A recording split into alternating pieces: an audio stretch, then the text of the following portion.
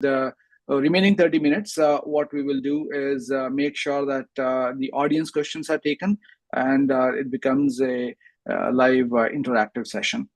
So, sir, with that, if you would like to please continue the discussion that we've had, and the format, as I just mentioned, we'll have about 30 minutes, and I will interject should there be a question. The audience is requested to have the questions thrown in the chat. In case you would like to have something specific answered when Pradeep is speaking, we'll be happy to take that. Over to you, sir. Thank you, Himanshu. Jai Hind, Vande Mataram. Namaskar. Good evening. Wherever you are, welcome again.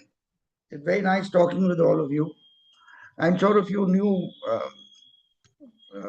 interested people must have connected. Well, without much ado, last time I was speaking about Dhopakhali, where we left off. And well, Dhopakhali, we need to understand the strategic value of Dhopakhali, why it happened, very briefly. Then I take you on to something else. Dhopakhali was north of Darsana, and south of Dhopakhali were Darsana, Utali, and Jeevan Nagar. Now the higher commanders wanted to bypass these three places, that is the Jeevan Nagar, Utali, and Darsana, and speed up the race to Dhaka by bypassing these three and attacking Dhopakhali and going through. That is on the thrust line of the corps, also of the Eastern Command. Hence, they wanted to assess whether this was possible or not directly. Now, that is why this raid was carried out, in which I was the second in command of the raid, and we successfully assessed everything. And the pullout was during daylight in the morning hours, early hours of the morning. A question that still haunts me, which might interest my listeners today, is that we were in the Jessore sector. You might understand the Jessore sector. The Jessore airfield was just about hardly a minute flying distance.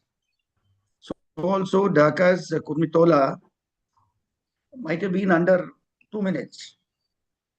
Now, when we were pulling out from Dhopakhali, it was broad daylight.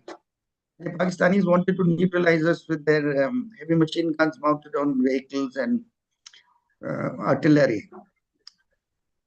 This question, which is still haunting me, I have not found an answer as to why the Pakistan Air Force, East Pakistan Air Force, did not scramble a few jets. I mean, two of them would have been adequate, or even one. We have not many, and we would have been sitting ducks in that marsh where we were pulling out, and we were almost neck deep in the marsh. So this is one of those haunting questions which will continue till I find an answer. But maybe one of the answers, they were scared of scrambling their jets. Well, that is that. We move on to the other things as to what the operations developed thereafter. Now, Dhopakhali having been decided that we cannot bypass, so we had to capture 3 locations south of Dhopakhali to be able to neutralize Dhopakhali finally in a pincer movement. So on the 27th of November, before the war was actually declared, even in the western sector, on the eastern sector, we moved from our concentration area to an assembly out of Jeevan Nagar. Now, Jeevan Nagar is a location which figures as a vital target. We moved during daylight and we concentrated at south of Jeevan Nagar. There's a Daulatganj farm. It was bounded by some barbed wire, and also there was no problem. We made our way through that, and we concentrated at a place called Kitlia. By last light, the armor had also fetched in 76 45 cavalry that we had with us. One group of that had fetched in. And by the moment the armor started coming in, we came under heavy shelling from the Jiban Nagar defenses. And the shelling continued till next day afternoon. But our tanks quickly went into the dugouts, which had been already prepared for them. Now, 28th, we had time to plan as to what is to be done. So the higher commanders were planning. And I, as mortar officer, I was given the task right from the night till morning and continuously to keep pounding the location of Jiban Nagar. I had adequate ammunition, and my boys were too happy to receive command from me, keep firing. And we always fired rapid, 10 round rapid fire. It was absolutely concentrated. Now,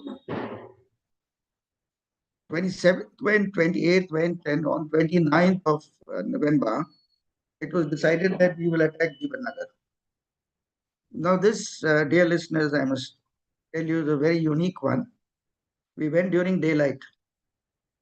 We started at about 11:30 in the afternoon, morning, before the afternoon. The sun was bright, and we made a right. We went towards east, due east, and then turned west. And we approached the defenses of the East Pakistan battalion there through their cookhouse. I was reminded by some of my fellow soldiers who went with me, officers. They said, "You really shot those fellows through the head." Well, I did. I don't remember how many I shot up. But although I was a mortar officer, but this role was also there. And then we faced a lot of resistance and a lot of heavy fire, artillery, etc., etc. And incidentally, by now, the Indian Air Force had neutralized the East Pakistan Air Force to the extent that they were crippled absolutely. They were grounded. We had established air superiority. That's why we went in. Now, within a few hours, we captured Jivan Nagar, and consolidated there, and we were waiting for a counter attack, which we learned that may come at night. So we were, quickly regrouping and getting established to counter any offensive by the Pakistan army. Here, I must share with you that amongst the casualties that were there in the Pakistan army, the company commander, Major Shah, had been killed. Now, while searching as to what he had in his pocket for any clues about what are the plans and other things, any intelligence input, we found a letter in that. That letter was addressed to his wife, Jennifer something was her name. So apparently the gentleman was a Christian. We couldn't help but to read that letter as to what he had written, hoping that we find some clues about Pakistani plans. There we discovered that his wife was 6 months pregnant and due in the family way. And he had written that he's coming on leave. He's going to Pakistan on leave. And we're soldiers, all right, but they're a little, we are human beings and emotions are there. So I quickly put that letter back in the envelope and decided to go to the Army Postal Service officer out there. I requested him, I said, this letter must reach this destination. Well, I think that is the human side of a soldier, humane side of the soldier. I hope that letter reached there, and well, one of my mortar shells might have killed him. I don't know. So this is what I could give back. So, Jivanagar having been captured, since we had gone through paddy fields, our FH means the vehicles which carry the entire ammunition of the unit. It's quite a bit, many tons, different types of ammunition loaded into vehicles. So they had got bogged down in that marsh of the paddy fields. The CO was very, very worried, and he was saying, "Ab kya kare agar to, the counter attack comes, we have very little ammunition left on the man." So here we found a few tractors in Jeevan Nagar. Now you might be surprised to hear why the tractors were there. This battalion was also entrusted the responsibility of running the farm at Daulatganj. It was a huge farm.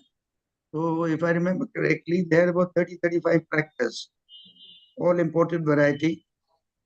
And the first tractor that I could lay my hand on was a Massey Ferguson, if I remember correctly, a red colored Massey Ferguson. And there were some of these tractor trolleys also there. So I tried to put it together.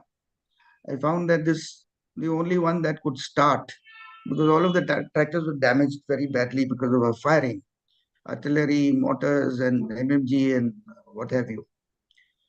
So I cannibalized this particular tractor and put a trolley on that. And with the help of my boys and some volunteers, um, I made some 30 odd trips and got the entire ammunition back under heavy fire from sporadic fire from Pakistanis who were lurking around. But we managed to get back safely by about midnight or so. And reaching there, I was asked if would you like to have a drink and for your dinner? I said no. I just my batman, as they known as in the army, Uday Bahadur. He had a table laid out for me on which was my bed, and he had some garam pani. So I had a nice quick bath, had some puris and salt and onion, went off to sleep for a while. It must have been about a little while before I was woken up again that we are advancing and you have to get the targets going with your mortars. So there you are. The motor officer's role didn't end at that. And then we captured Khairuda, moved on to Darsana.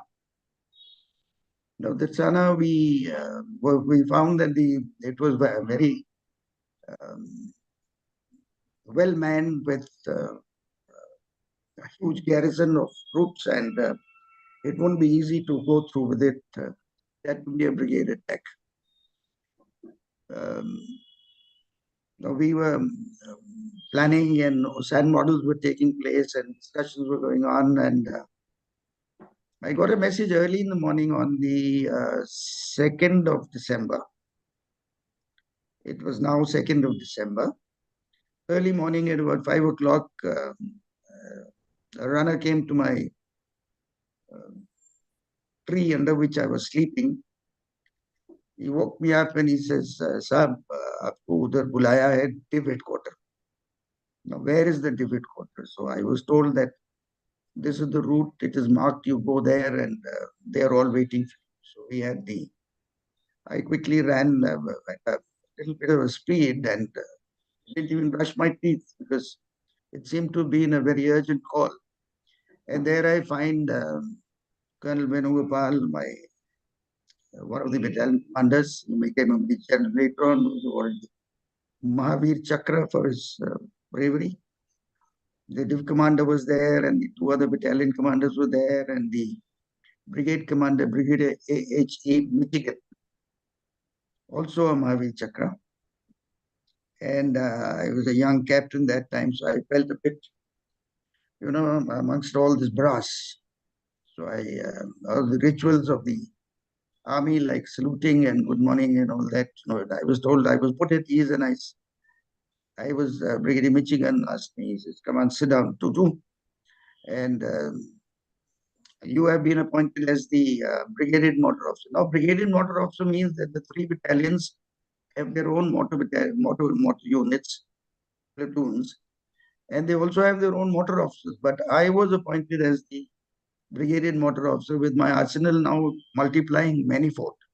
My firepower would increase to immense crunch. And I was told to sight them accordingly for the attack on the Sana.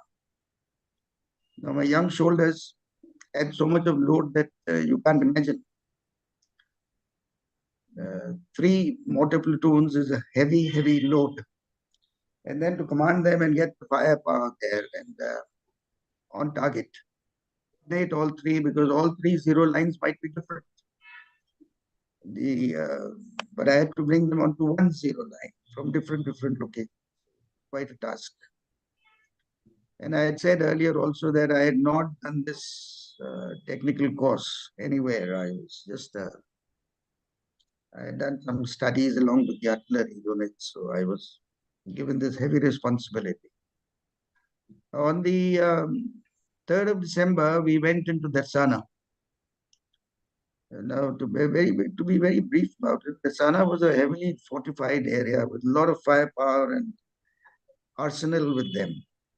Darsana also was a very important place because it was the railhead and between India and East Pakistan, opposite gateway, which I had mentioned earlier. And they also had, it was more of an industrial area of sorts, although one of the largest breweries there was there, the Carews, High and Dry of London. That besides, so we moved in, it was a morning attack and casualties on our side.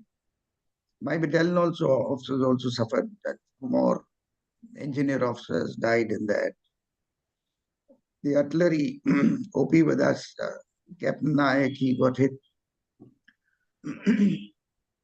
And the load came on my mortars again in addition to the artillery which we had to neutralize the enemy as much as possible. So you can imagine the amount of when there are 3 mortar platoons firing at the same time, the quantum of ammunition that comes down on them and the shells that come down on them are amazing, absolutely.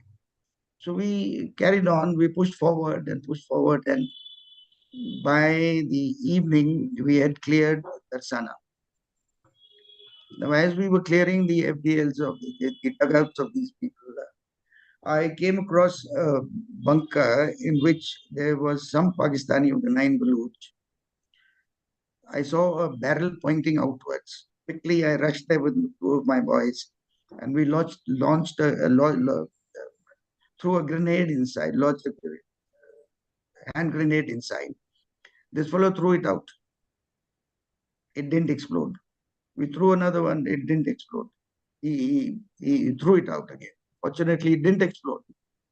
Then I threw a third one, and it exploded in his hand inside, and he came out. Now imagine this tenacity and the, shall we say, the nerves of steel with this 9 Baluch soldier. He comes out, his right hand was blown off from the wrist downward, wrist and his arm and fingers were all blown off. He was holding it with one hand. And, well, he was in great pain. But a soldier is a soldier, and I found he was one. Later on, we interrogated him and got a lot of information. Well, this is as far as the Sana is concerned. Then we moved on and for the night, and we were given an additional task to move in the morning next day. So this is all about the Sana. We also had the armored with us, the 45 cavalry, PT-76 tanks. They also played an important role. So am I audible to you? Sorry, yes, interrupting you for a moment. Yes, you are. Okay. Sir, the reason I interrupted you, certainly the way you are weaving all of us through your experiences, I'm sure it is captivating to me. I'm sure it is captivating to others as well. But I also wanted to, because it is captivating, because it is, down to weeds or small details, there may be questions coming in. Now, what we have done in the chat, we have requested everyone to ask the question. अगर किसी को भी question है, I'll speak in Hindi and English both. अगर किसी आप participant को question है, तो आप please chat में पूछ सकते हैं. और अगर आप नहीं पूछ पा रहे हैं chat में for whatever technical reasons, then you are free to raise your hand, and we can make it more interactive. Because the idea is to learn from the experiences. That's the whole purpose of anyone spending time here. So अगर आप लोगों में से किसी को भी question है, तो आप अपना हाथ raise कर सकते हैं. There is an option, or you can speak out, and we will request Colonel Pradeep to address. We certainly want it to be an interactive session. So, sir, sir, thank you so much, sir. If you give a pause just for a 30 seconds, so that we see if there are anyone with any question, that will be helpful, sir. I'll be so over to the participants. Yeah, thank you, sir. Yeah.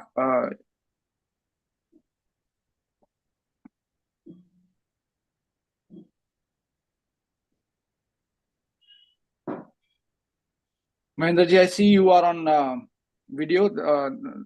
Again, I'm just calling out in case anyone has Susmit ji, Indu ji. I do have. Good morning, Colonel. I do have a question, but I'll ask a little later. My pet dog is creating an issue, so I'm running around.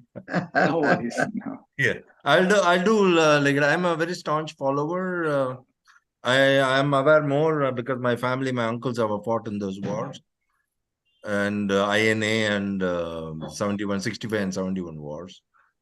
So mine was how the Air Force guaranteed your passage, because I know the squadron 106 SR squadron. My uncle was flying in that squadron. He bombarded before he sent in the army troop. How it could help. He used to fly Canberra aircraft those days, and both in 65 and 71 wars. So how they made it sure that so that you can go ahead with that. And he was, and I also met the person on one of the reunion. He was one of the great pilot who could pinpointly fire at the Dhaka University, the particular floor where the war room meeting was going on from the Pakis. So he was pinpointing that as well. They flew like a sequence, one behind another, and they cleared off that room with all sort of dushman.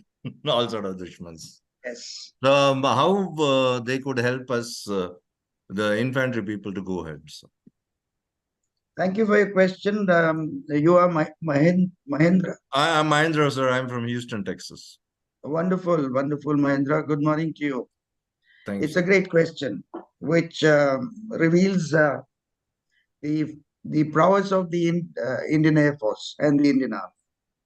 Now, when the ground forces are to move, knowing that both sides have got the air capabilities, the ground forces cannot move without the air support. The fifth dimension is the air. We have east, west, north, south for the ground forces. And the vertical one, which is the fifth dimension, is the Air Force. Now, coming to your question pointedly, on the 27th of November, the Indian Air Force took off because the East Pakistan had scrambled a few jets and they were flying towards Calcutta, towards West Bengal. So that is where the air operations commenced. And the first man who shot down the Pakistani Sabre was Denzel Keela, squadron leader Denzel Keela. You're smiling, you know him? Yes, sir, I know him, sir. That's right. And the other one was Apache Ganapati. Ganapati also, I know. Apache Ganapati was my classmate in City. Wow, very good. Right, at the same time, there was an AROP, Lieutenant Raina, then Captain Raina of the 38 medium. We were in direct contact from the ground to air. So I am aware of this operation where we were active. Now, how the Air Force helped the ground forces by an air cover by neutralizing the enemy air capability and and making them grounded. You understand grounded? Yes, sir. They are incapable of taking off. Now, later on, I'll just tell you why it will relate to your question. I went to Dhaka on a special mission related to Mujibur Rahman's return. Yes, sir. Maybe we can talk about that some other time. And I went to visit Kurmitola airfield, where the sabers were located. Yes, sir. One second.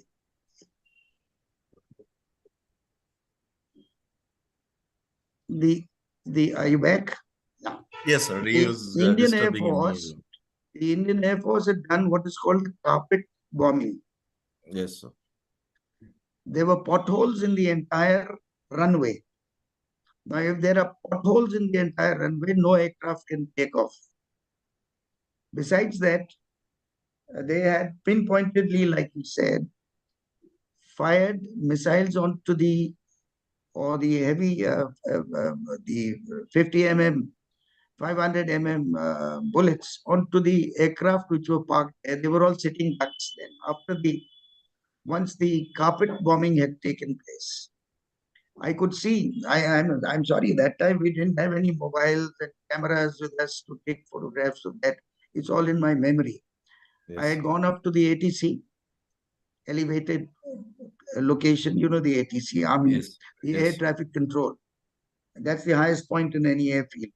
Yes. I could see the entire airfield had craters all over. So this is what our Air Force had done. They did that to the Jessore airfield also and to this airfield also. So once that happens, the ground forces are secure in movement.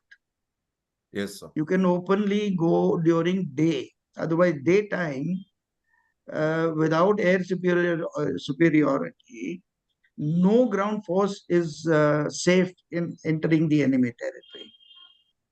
So we had a safe passage up to that extent.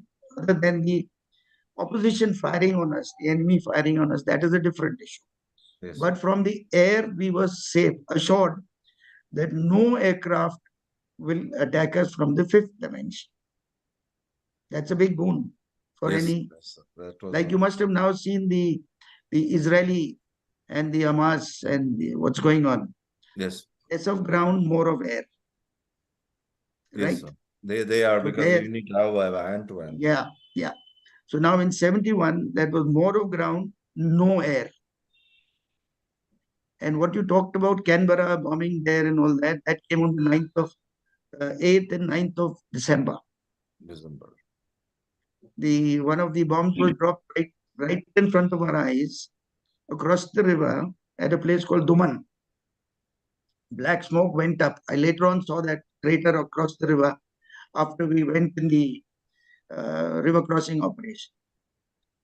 This was followed by the paradrop at Tangai. You remember that? Yes, sir. Yes, sir. I'm aware. I've unfortunately my uncle passed away a month ago. Yes, oh, what's his name? 2 months ago. Parameshwaran, sir. Parameshwaran. Parameshwaran. Parameshwaran, yes, sir. He only told me all this in the one of the reunions. He was in the armored, sir. Armored. I don't remember the unit. He was in the armored. Oh yes, yes. Sir. There were 6 people of my blood kin. My next of, we are all in the same blood. 6 of them served at that point of time. Wonderful, absolutely. Yes, sir. So 2 were there in the Air Force and 4 were in the Army. You are blessed. You are blessed. Yes, thanks. Wonderful, wonderful. Yes, sir. So your family took good part for the better of the country and yes, sir. Also in INA and also in for the birth of a nation. Your family is taking part in birth of a nation. Yes, sir. Not once, twice. Twice, sir. Many wonderful. Yes, sir. Thank you. So Mahendraji, thank you so much. I think it is Susmitji asking. Yeah. Yeah, please, over to you. In fact, I have written a book on Mahatma Gandhi in which I have described about Indian National Army and how we got independence because of Bose and Indian National Army. If you will write my name, Susmit Kumar, in Google, my website is #1. Okay. Very nice to know. We Yeah. shall do that. We shall do that, certainly. In India, I was in Indian Administrative Service, IS. I Okay. resigned and came for PhD in US. I'm in US for Alright. last 34 years. All right. So my- All right. Wonderful Yeah. talking to you, sir. Thanks. So my question is, Yes. so officially the war started on 3rd of December, 71. Yes. I was in high school, 7th class. So Yes. before it, Indian Army was fighting along with Mukti Vahini. Yes. So as you were saying that at that time, Indian Air Force neutralized the Pakistani Air Force, if I'm correct. Yes. Yes, you're right. But still, how Pakistani Air Force was able to fly and bomb Calcutta airfield on 3rd of December. No, they did not. They did not. They couldn't do that. They couldn't do that. But in paper, or officially, the war started because of that fact that Pakistani Air Force attacked Calcutta or the West Bengal. That's why war started. You're right. So far as this is concerned, 27th of November, Yeah. the war started differently. This was a different war. This was for the liberation of Bangladesh at the request of Mujibur Rahman, Sheikh Mujibur Rahman. No, if I'm correct, officially the war started on paper or in the eyes of world because the Pakistani Air Force bombed Calcutta Air Force. So I will come to that. They could not do anything to Calcutta because there was a dogfight in the air in which Denzel Keeler knocked down 2 Pakistani jets and he was awarded Yeah. the Veer Chakra. All right. Yeah. The Pakistani jets had crossed over into the Indian airspace over West Bengal. Like I said earlier, sorry, that is the time the Indian Air Force neutralized them totally by repeated sorties. But they could not do anything to the Calcutta airport or to West Bengal. Okay. The war actually started in the West on 3rd of December when the Pakistani Air Force came over Ambala Airfield and Pathankot and other places. Yeah. Then the declaration was made. But as far as Bangladesh is concerned, this was at a request of Sheikh Mujibur Rahman after they had declared Bangladesh as an independent state on 24th of March 1971 from a secret location on Radio Bangladesh. All right. Now, this was not a war against Pakistan in the east to liberate Bangladesh. It was a war for liberation of Bangladesh. It has been misconstrued. It has been misconstrued as an Indo-Pak war of the east. No, it is not an Indo-Pak war in East Pakistan. It was to liberate. India had no designs to go into East Pakistan to fight Pakistan. Am I answering your question? Yeah, I know. In fact, at that time, Henry Kissinger was calling Mao. He called twice to attack India. So that, yes. He called twice Mao to attack India so that India would go for the ceasefire in East Pakistan. Yes, that's a very good, that's a wonderful question. A little while ago, I was talking with about this with Mahendru.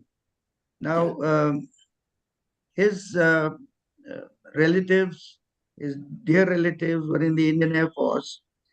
On the 9th of December, we had a paradrop on Tangail. Tangail is in the north. Are you with me? Are you listening to me? Are you there? Yeah. Okay. Now, the strategic value of Tangail is that there is a bridge called the Pongli Bridge on the river. Pongli Bridge. Now, that There the Chinese 309 Brigade was advancing. Incidentally, since you touched upon this point, this is what hurried up the Indian forces to make a paradrop there. And paratroopers came down in a very heavy strength, 1 battalion plus. And I saw 44 aircraft of different varieties, C-7, C-30, AN-12, packets, caribous, all these were Dakotas. There were 44 aircraft that flew over us. And then the paratroopers came down to prevent the Chinese from coming in there. That answers your question? Kissinger wanted them to come in, yes. But we prevented them. We preempted and we made this paradrop successfully. And well, the rest is all history now. I will give one more information about me. 5 years ago, I spent 1.5 years to write book on global economy and forced Prime Minister Modi to get rid of all US-based economists in India. Okay. If you see, after 2018, at top 3 Reserve Bank of India Governor, Chief Economic Advisor, and Niti Aayog Chief, none of them are US economists. Okay. They are all Indian or who have worked in India.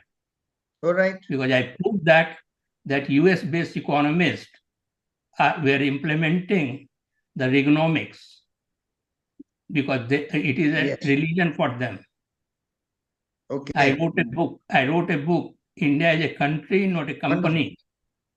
How US-based imported economies misled and mismanaged the Indian economy. And it has 66 charts and tables to analyze global economy. Wonderful. That forced Wonderful.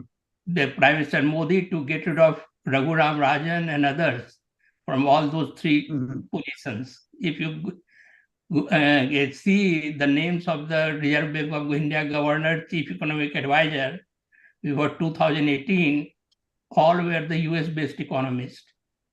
Because for them, Reaganomics is the religion. If they will deviate from it, their career in US is finished. All right. Susmit, I have to interrupt for a moment. And sir, I have to, I'm sorry, interrupting you.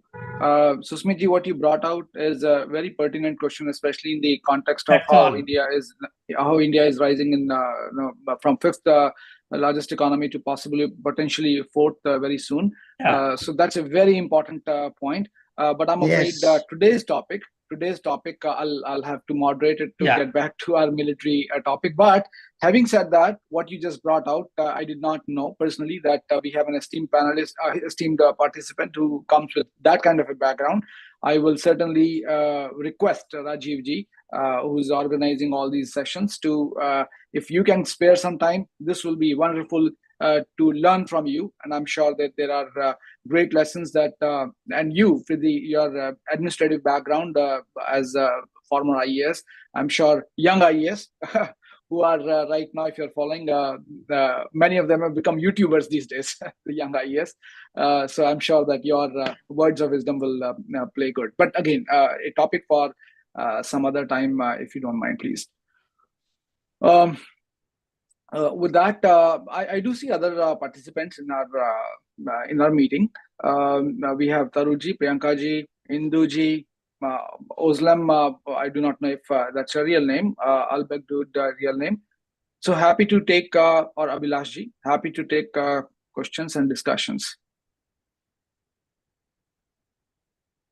Induji has a question, I believe. I just got a message. Hello, namaskar ji, Jai Hind. जी नमस्कार, जय हिंद, वंदे मातरम। वंदे मातरम जी। मेरा कोई question नहीं है, but वही मैं भी बताना चाह रही थी कि मेरे फादर एयरफोर्स में थे, मेरे चाचा जी मेजर आर्मी में थे, तो 71 वॉर का जो मुझे भी याद है, तो थोड़ा सा नाम बता दीजिए उनका। मेरे फादर का नाम था Dharmveer Joshi. He was a commissioned lieutenant pilot जो Otherwise, he was warrant officer all his life, but then he commissioned him to the. So he Wonderful, was a fitter wonderful, armor. wonderful. और तो वो Amla depot में थे उन दिनों में, जिन 71 के वॉर में. हवाई जहाज अगर उड़ते हैं उन्हीं की वजह से उन्हीं उड़ते की हैं. वजह से. That is what I just wanted to say, कि he was the most busy at that Amla depot during those times. He was working almost 20 hours a day. And Yes.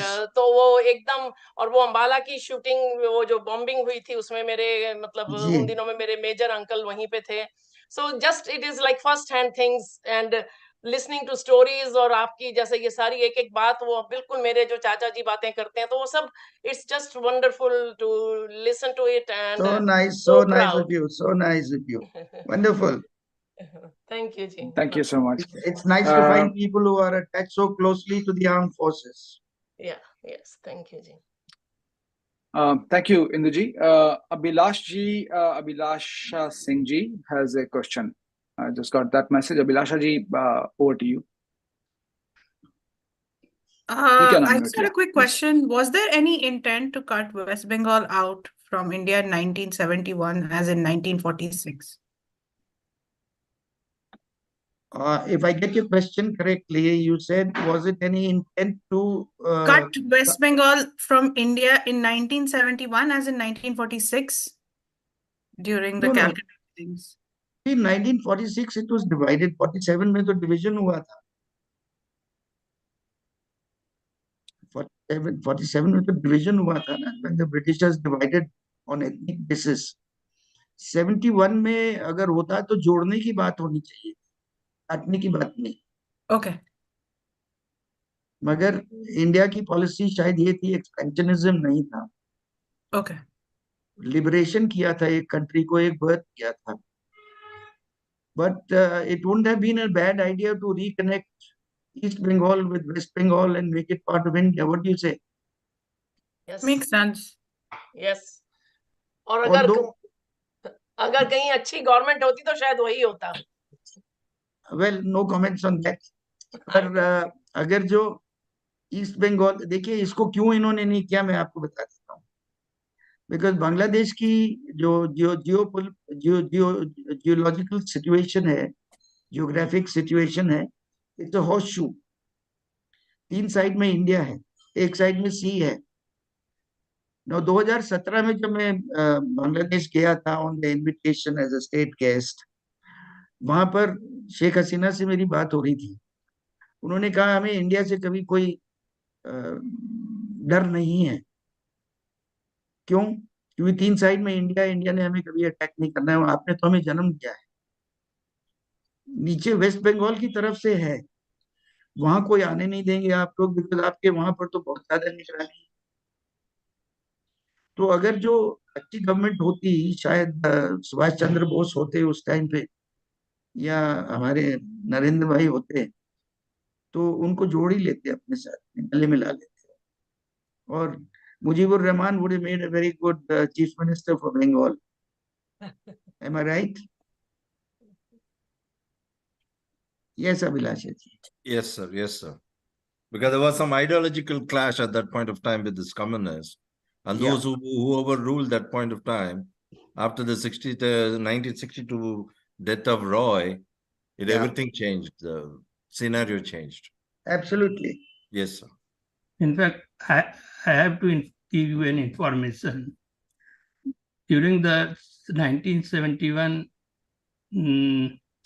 when all the leadership was in India, Awami League, this Ziaur Rahman Yes. was in India, who later on overthrew and in fact massacred the entire Sheikh Mujibur family, used to visit the US embassy in Calcutta. आपको मैं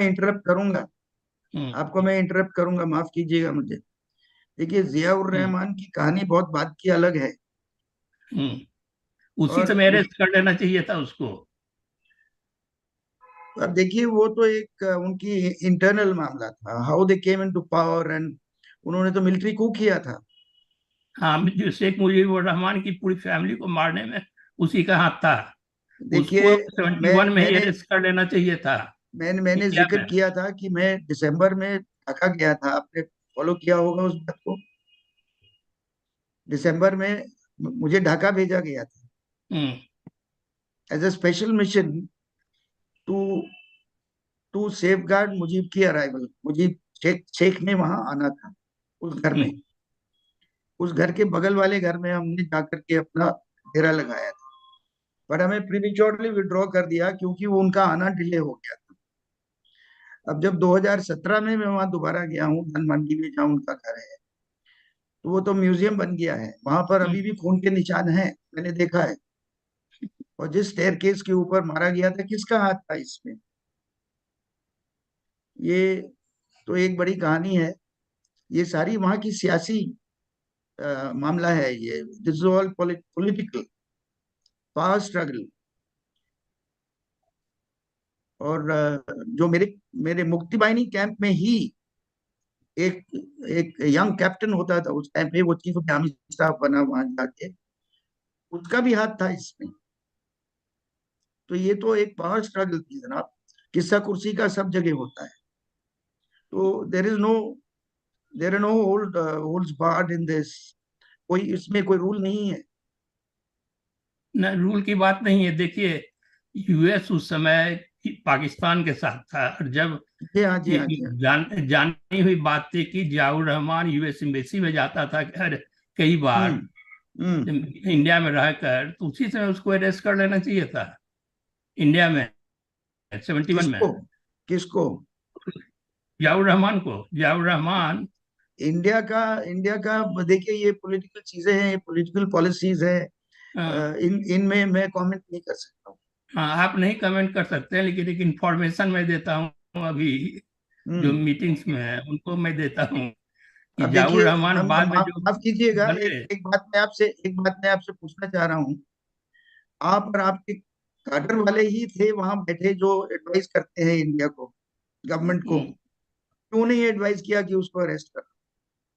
उस समय कांग्रेस की सरकार थी, इंदिरा नहीं गांधी नहीं, की कांग्रेस की। थी। अरे देखिए, late us not get into this discussion. Congress हो या बीजेपी हो या समाजवादी पार्टी हो या मायावती हो, कोई भी हो, आईएएस ऑफिसर जो एडवाइस कर रहा है गवर्नमेंट को एज अ डिफेंस मिनिस्ट्री में या इन दी एक्सटर्नल मिनिस्ट्री में या होम मिनिस्ट्री में, तो फेलियर किसका है? ब्यूरोक्रेट का है ना इसमें। आपने एडवाइस नहीं किया हाँ, होगा, ब्यूरोक्रेट का है। ब्यूरोक्रेट ने एडवाइस नहीं किया होगा ना। तो आज उस हाँ, बात को अगर हम कहते हैं कि क्यों उन्होंने उसको अरेस्ट नहीं किया, किसी ने ब्यूरोक्रेट ने कहा होगा कि मत करना, नहीं तो गड़बड़ हो जाएगी। ऐसा ब्यूरोक्रेट की भी हो बात सकता है। नहीं है। वो तो ऊपर जब डिसीजन भेजा जा रहा है, तो ऊपर वाले पॉलिटिशियन के हाथ में है कि वो अरेस्ट करे या नहीं। नहीं नहीं साहब, देखिए, ये let us not get into this discussion. ये तो एक हाँ, you know, I also dealt with IAS officers, bureaucrats. I train bureaucrat some. Final decision नहीं लेते हैं।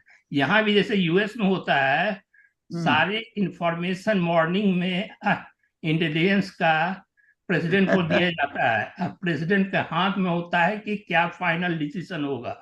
देखिए, वो तो सब जगह होता इंडिया है। में होता है। वो सब जगह होता है। हमारी डेमोक्रेसी है ना, डेमोक्रेसी है ना साहब। तो यहाँ पर बहुत सी चीजें देखी गई। उस टाइम किसकी सरकार थी आपको मालूम है? हम्म। तो वो अलग अलग बात होती है ना। सुभाष चंद्र इसे बोस होते तो बहुत कुछ हो गया होता। हाँ, बोस होते तब तो हम लोगों का इंडिया में अलग ही हिस्ट्री होता। जी हाँ, जी हाँ, जी हाँ। I just wanted to wonderful. make a So, small point, Susmiti sir. and Colonel Pradeep, I'm sorry interrupting. I think we have a question. And I think next time we must invite one administrator, that is somebody from the bureaucracy, IES, IPS, and so on, and then one from the military perspective. I think that brings a good contrasting view. So thank you. But again, inviting the question One now. of the ladies wanted to ask you a question just now. One of the ladies, I could hear. Yes, sir. Yeah. Yes, sir. So handing it over to her. Yeah, I just wanted to make a point that during 1971, the humanitarian crisis that I'm from Calcutta myself, the Okay. humanitarian, born and brought up in Calcutta, the humanitarian crisis that at that point of time that resulted when Bengali Hindu women were absolutely repressed and they were raped. We seem to be forgetting these facts. at that point of time, there was no social media, information traveled slow. It was only until Ted Kennedy raised awareness in the Senate in the US that the US started to change their opinion on the humanitarian crisis there. So I just wanted to make that point that a lot of like millions of Bengali Hindu women were displaced. They were forcibly converted. My mother, she is from Birbhum in Bengal, and she says that there are distant cousins in her family that they are no longer in touch, and because of this war, they were completely cut out. They had completely cut contact, and most likely they are at this point of time Muslim. So they were forcibly converted in that war. So Abhilasha ji, I understand your emotions and sentiments. yeah, so I just wanted to just. আমি খুব ভালো জানি, আমি খুব ভালো জানি। Sir, I would add, I আমি actually add ওখানে to ছিল, this আমি question. দেখেছি। I'm sorry interrupting you, sir. This is an important perspective. We from the Indian military have been very secular in our ethos, the way we operate. I'm sure that our regimentation, we've seen whether it is Muslim, Christians, we have seen no such discrimination. In fact, we adhere to our religious places, Sardham place. It is a congregation of all the sects. Now, the reason I'm making a comment in the last question to add to Abhilasha ji's comment or question is, in your experience, sir, from a military standpoint, when you actually ventured into the enemy territory and you had all these experiences, did you see anything religion, especially Islam, although you had spoken about a Christian officer, but especially Islam, possibly being weaponized in Bangladesh, the previous East Pakistan? What Abhilasha ji just mentioned about this whole conversion and all of forced conversion is definitely a problem. Did you see any such incidents, or your experiences attest to this fact? Is it really used? Has it been used in that army? That is yes, Abhilasha ji's point is absolutely huge. I was later on the MNST International to investigate into the atrocities against the women in Bangladesh. I investigated 42 such cases in district Magura. Abhilasha ji would know Magura. Ask your relatives, they'll tell you. I am only talking about one place where I investigated 42 such cases. There were thousands, lakhs, millions of cases. I can name the Pakistani officer who committed the maximum crimes. Now, I went on a patrol to a particular location, and in the bunkers, what I saw after we neutralized the Pakistanis there is related to Abhilasha's point. My heart goes out to the Bengali families, really the Hindu families. In 2017, when I went there for the Victory Day celebrations, the national memorial which has been constructed in Bangladesh is about 40 kilometers away from Dhaka. It stands today on a huge pit where 3.5 million Bengali intellectuals were massacred and buried under that. What could be a better place to have a memorial? We stood there and paid homage to them. Now, coming back to the atrocities, I wish we have a different chapter on this. I will relate a lot of occasions to you.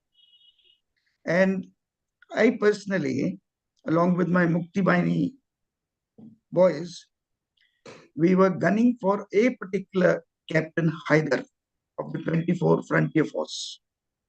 Finally, I laid my hands on him. And the man who said, "Ei manush amake dite hobe," means give this man to me. And Haider was so scared, he said, "Nahi, mujhe inko mat dena." Kyun? Because Haider had committed crimes right from Jibanagar to Jessore to Janaida, right across Bangladesh. Don't ask me to describe the crime he committed, because I used to get minute-to-minute report.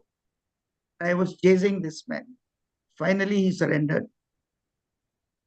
And I was one of them, in one of the batches that I took to cross the river to hand over for further transit to the prisoner of war camp was Haider. His nose had been broken. His right hand had been fractured. One ear had been dismembered. That was not enough. I think he should have been cut to pieces and, given to the dogs. That's all that I can say about it. The atrocities were limitless, and the kind of atrocities unimaginable.